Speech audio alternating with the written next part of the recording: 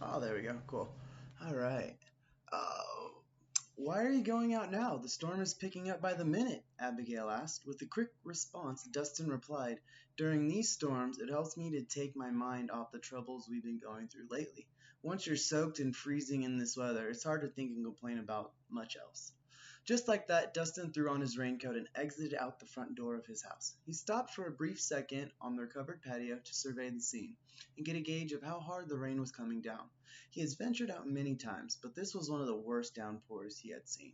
With a big inhale, he then took a stride, placing one rain boot in front of the other, and walked down his patio stairs into the pouring rain.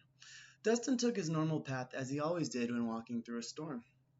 He passed by his neighbor, Mr. Wilson, the happy yet lonely postman who always made sure the town had their mail on time.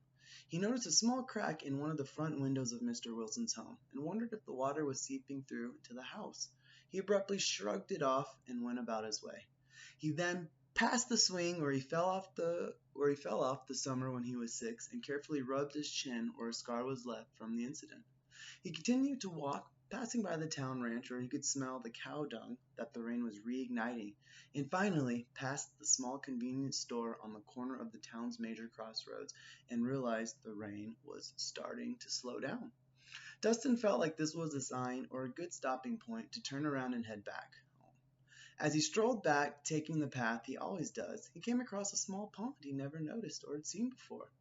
Well, what do we have here? A tiny little pond for me to swim in? Maybe fish in? Dustin approached the pond and felt a presence he had never felt before.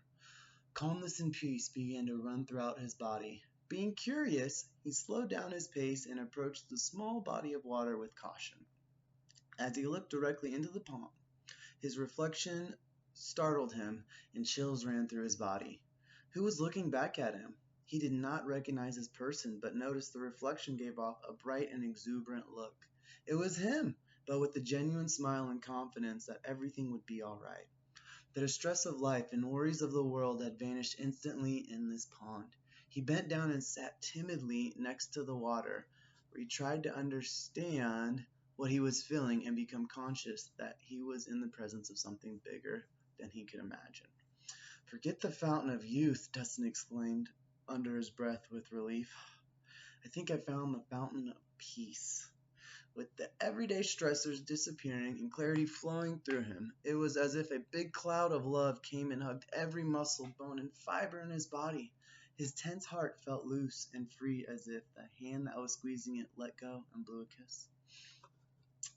He realized that all the hardships and downpours he trudged through to escape his life worries, the unkept peace he faced at school and in his family home had all dissipated like ice melting away in the Sahara Desert.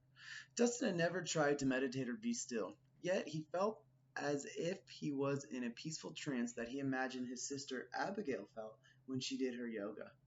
It was a lot for him to take in as he was trying to convince himself this was real and not a conjuring up of his own imagination.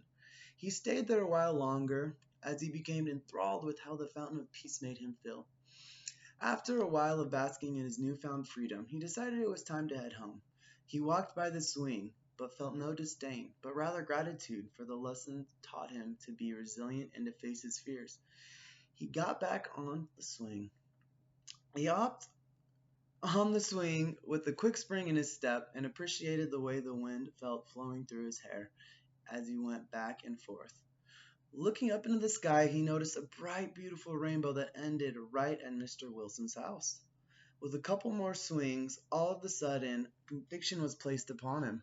Unsure of how a negative emotion could seep into his thought, he realized that the fountain of peace was not only for him. Possibly it could cure and help Mr. Wilson's loneliness of his wife passing just years earlier. With a stern look, he jumped off the swing and walked towards Mr. Wilson's house with purpose.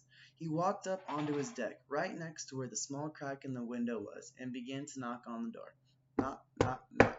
After a moment, he heard the door handle turn and was greeted by a content yet mourning Mr. Wilson.